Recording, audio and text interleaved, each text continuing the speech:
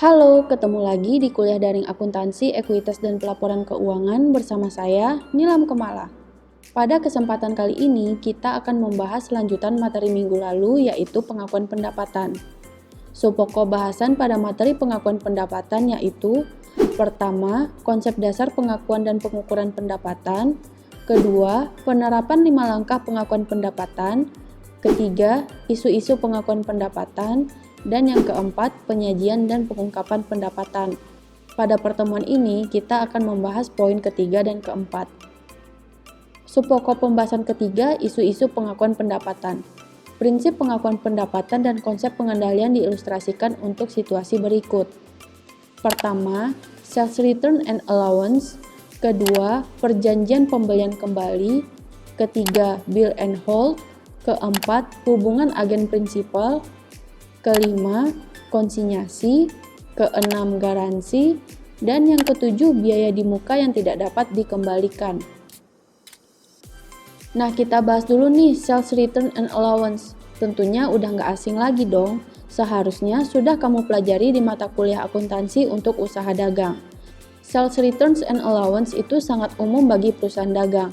Misalnya, PTA menjual panel surya kepada pelanggan secara kredit. PTA memberi hak retur kepada pelanggan dengan berbagai alasan. Tidak puas dengan produk misalnya. Perlakuan retur biasanya bisa seperti ini. Pertama, pengembalian dana penuh atau sebagian dari yang sudah dibayarkan. Kedua, kredit yang dapat diterapkan terhadap jumlah terutang atau yang akan terutang kepada penjual. Dan yang ketiga, mengganti produk yang diretur dengan produk lainnya. Nah, berikut contohnya. Asumsikan tanggal 12 Januari 2019, PT NV menjual 100 kamera seharga Rp100 per unit secara kredit ke PT SA. PT NV memperbolehkan PT SA untuk meretur kamera yang tidak digunakan dalam waktu 45 hari setelah pembelian. Harga pokok penjualan masing-masing produk adalah Rp60. PT NV memperkirakan bahwa 3 produk akan diretur, biaya returnya tidak material, dan produk yang dikembalikan diharapkan dapat dijual kembali dengan memperoleh profit. Nah, pada tanggal 24 Januari 2019, PT SA mengembalikan 2 kamera karena warnanya salah. Maka, ayat jurnal yang dibuat oleh PT NV untuk mencatat penjualan kamera dan HPP pada tanggal 12 Januari 2019 adalah piutang usaha pada penjualan sebesar Rp10.000 dan HPP pada persediaan sebesar Rp6.000. Pada tanggal 24 Januari 2019, saat PT SA meretur kamera, PT NV mencatat retur penjualan pada piutang usaha sebesar Rp200 dan persediaan yang diretur dengan HPP sebesar Rp120. Pada tanggal 31 Januari 2019, PT NV mempersiapkan laporan keuangan dan di awal sudah mengestimasi PT SA akan meretur 3 kamera. Maka PT NV mencatat retur penjualan pada allowance sebesar 100 dan estimasi persediaan yang diretur pada HPP sebesar 120. Maka laporan laba rugi PT NV untuk Januari 2019 adalah sebagai berikut. Diketahui bahwa laba kotornya 3.880. Dan untuk laporan posisi keuangan per 31 Januari 2019 adalah sebagai berikut. Saldo piutang usaha bersih adalah 9.700 dan persediaan yang diretur termasuk estimasi adalah 180. Nah, sekarang contohnya gimana kalau PT NV menjual kamera tersebut secara tunai ke PT SA.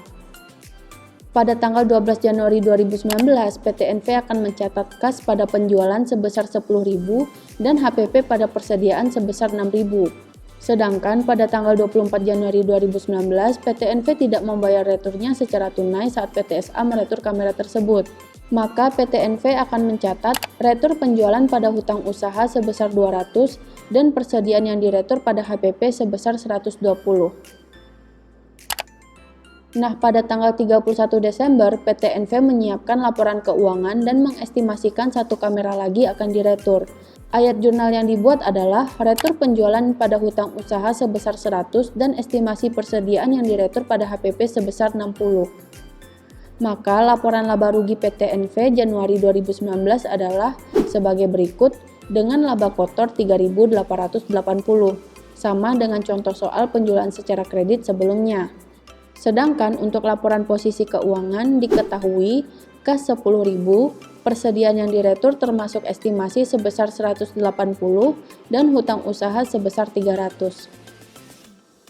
Nah, berikutnya kita bahas perjanjian pembelian kembali. Dalam beberapa kasus, perusahaan melakukan perjanjian pembelian kembali yang memungkinkan mereka untuk menjual aset ke pelanggan tetapi memiliki kewajiban atau forward tanpa syarat atau hak tanpa syarat atau opsi beli untuk membeli kembali aset tersebut di kemudian hari. Pada situasi ini, perusahaan harus memilih jual aset nggak ya? Umumnya perusahaan melaporkan transaksi ini sebagai pembiayaan atau pinjaman. Artinya, jika perusahaan mempunyai kewajiban forward atau opsi beli untuk membeli kembali aset tersebut dengan harga yang lebih besar atau sama dengan harga jualnya, maka transaksi tersebut merupakan pembiayaan bagi perusahaan. Contohnya, Morgan Ltd, dealer peralatan menjual peralatan pada 1 Januari 2019 ke Land Company seharga 100.000. Ia setuju untuk membeli kembali peralatan ini pada tanggal 31 Desember 2020 dengan harga 121.000. Asumsikan tingkat bunganya 10%. Sebelum kita lihat ayat jurnalnya, kita analisis kasusnya dulu ya. Untuk perjanjian jual beli kembali, persyaratan perjanjian perlu dianalisis untuk menentukan apakah Morgan Ltd telah mengalihkan hak kepada pelanggan, dalam hal ini Land Construction. Seperti yang ditunjukkan sebelumnya, kendali atas aset mengacu pada kemampuan penggunaan dan perolehan secara substansial semua manfaat dari aset tersebut. Dalam hal ini, Morgan telah memiliki kendali atas aset tersebut karena telah setuju untuk membeli kembali aset tersebut dengan jumlah yang lebih besar dari harga jual. Oleh karena itu, perjanjian ini merupakan transaksi pembiayaan dan bukan penjualan.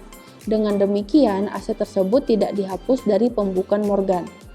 Maka, ayat jurnal untuk tanggal 1 Januari 2019 adalah kas pada kewajiban pada Land sebesar 100.000, sedangkan pada tanggal 31 Desember 2019, Morgan mencatat biaya bunga pada kewajiban pada Land sebesar 10.000 yang diperoleh dari tingkat bunga dikali harga jual. Nah, untuk pencatatan biaya bunga tanggal 31 Desember 2020 adalah biaya bunga pada kewajiban pada Land sebesar 11.000 yang diperoleh dari 10% dikali 110.000. 110.000 diperoleh dari harga jual dan biaya bunga. Kemudian, untuk mencatat pembelian kembali, ayat jurnalnya adalah kewajiban pada Land pada kas sebesar 121.000 yang diperoleh dari 100.000 ditambah 10.000 ditambah 11.000. Berikutnya bill and hold. Bill and hold adalah kontrak entitas yang menagih pelanggan untuk suatu produk, tetapi entitas tersebut tetap mempertahankan kepemilikan fisik produk sampai ditransfer ke pelanggan sampai suatu titik waktu di masa depan. Penjualan bill and hold terjadi karena pembeli belum siap menerima pengiriman barang tapi sudah mengambil hak milik dan menerima tagihan. Hal ini bisa terjadi karena beberapa kondisi, misalnya kurangnya ruang yang tersedia untuk produk, penundaan jadwal produksinya, atau persediaan di saluran distribusi sudah lebih dari cukup. Berikut contoh soalnya. PTA menjual perapian ke kedai kopi lokal Baristo seharga Rp450.000 dengan HPP Rp280.000. Baristo berencana memperluas lokasinya di sekitar kota. Berdasarkan perjanjian tersebut, Baristo meminta PTA untuk menyimpan perapian ini di gudangnya sampai kedai kopi baru yang akan menampung perapian tersebut siap. Hak berpindah ke Baristo saat perjanjian ditandatangani. Kapan PTA seharusnya mengakui pendapatan jika perjanjian bill and hold dilakukan? Sebelum kita analisis kasus ini, kita catat dulu ayat jurnalnya ya. Ayat jurnalnya adalah piutang usaha pada penjualan sebesar 450.000 dan HPP pada persediaan sebesar 280.000. Nah, pengakuan pendapatan untuk bill and hold tergantung kondisi. PTA menentukan kapan ia memenuhi kewajibannya untuk mentransfer produk kepada Baristo. Agar Baristo mendapatkan kendali atas produk tersebut sesuai dengan peraturan tagihan dan penangguhan, produk tersebut harus memenuhi semua kondisi untuk perubahan hak milik dan memenuhi semua kriteria berikut. Pertama, pengaturan bill and hold harus substantif. Kedua, produk harus diidentifikasi secara terpisah sebagai milik Baristo. Ketiga, produk saat ini harus siap untuk transfer fisik ke Baristo. Dan yang keempat, PTA berhak untuk menggunakan produk tersebut dan mengalihkannya ke pelanggan lain. Nah, semua kriteria ini harus dipenuhi dalam kontrak. Pengakuan pendapatan juga harus ada saat kontrak ditandatangani. PTA sudah mengalihkan hak ke Baristo. Berikutnya hubungan agen dan prinsipal. Kewajiban prinsipal adalah untuk menyediakan barang atau jasa pada pelanggan. Kewajiban agen adalah mengatur prinsipal menyediakan barang atau jasa kepada pelanggan, dan pendapatan agen adalah jumlah komisi yang diterima. Contohnya, Flyaway Travel menjual tiket pesawat British Airways ke berbagai segmen pelanggan. Pada contoh ini, British Airways adalah prinsipal dan Flyaway Travel adalah agennya. British memiliki kewajiban untuk menyediakan transportasi udara ke pelanggan, makanya British berperan sebagai prinsipal. Flyaway Travel memfasilitasi penjualan tiket pesawat pada pelanggan dengan imbalan biaya atau komisi. Kewajibannya adalah mengatur agar British menyediakan transportasi udara kepada pelanggan. Meskipun Flyaway menjual tiket pesawat kepada pelanggan dengan biaya penuh, Flyaway akan melaporkan kepada British, dan Flyaway menerima imbalan komisi. Flyaway tidak boleh mencatat jumlah penuh dari penjualan tiket pesawat pada pembukuannya. Pendapatannya adalah komisi. Berikutnya konsinyasi. Contoh hubungan prinsipal dan agen yang udah kita bahas sebelumnya adalah konsinyasi. Consignor adalah orang yang memberikan titipan barang untuk dijual, sedangkan consignee adalah orang yang menerima titipan barang tersebut untuk dijual. Dalam kasus ini, consignor mengirimkan barang tersebut untuk dijual, tapi consignor tadi tetap memiliki hak atas barang tersebut sampai barang tersebut terjual. Contohnya adalah Matahari Department Store yang menjual berbagai brand yang merupakan titipan dari brand-brand tersebut. Consignor mengirimkan barang dagangan kepada consignee yang bertindak sebagai agen dalam menjual barang dagangan. Consignor akan memperoleh profit dari penjualan, dan consignee akan memperoleh komisi atas penjualan yang dilakukannya. Contohnya, Nelba Manufacturing mengirimkan barang dagangan seharga Rp36.000 untuk konsinyasi ke Best Value Stores. Nelba membayar Rp3.750 untuk biaya pengiriman, dan Best Value membayar Rp2.250 untuk biaya iklan lokal yang dapat diganti oleh Nelba. Pada akhir periode, Best Value telah menjual 2/3 barang konsinyasi seharga Rp40.000. Best Value memberitahu Nelba tentang penjualan, mempertahankan komisi 10%, dan mengirimkan uang tunai kepada Nelba. Pada transaksi tersebut, Nelba dan Best Value melakukan pencatatan. Nelba berperan sebagai consignor dan Best Value adalah consignee-nya. Untuk transaksi pengiriman barang konsinyasi, Nelba mencatat persediaan konsinyasi pada persediaan barang jadi sebesar Rp36.000, sedangkan Best Value tidak melakukan pencatatan. Untuk transaksi pembayaran ongkos angkut oleh konsignor, Nelba mencatat persediaan pada kas sebesar Rp3.750, sedangkan consignee tidak melakukan pencatatan. Untuk pembayaran iklan, Nelba tidak melakukan pencatatan, sedangkan Best Value mencatat piutang dari konsignor pada kas sebesar Rp2.250.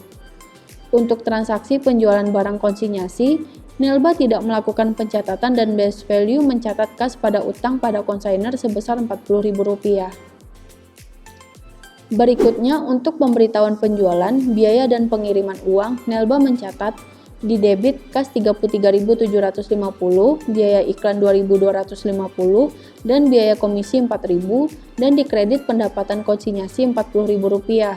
Sedangkan Best Value mencatat di debit hutang pada konsignor sebesar Rp40.000, di kredit piutang dari konsignor Rp2.250, pendapatan komisi Rp4.000, dan kas Rp33.750.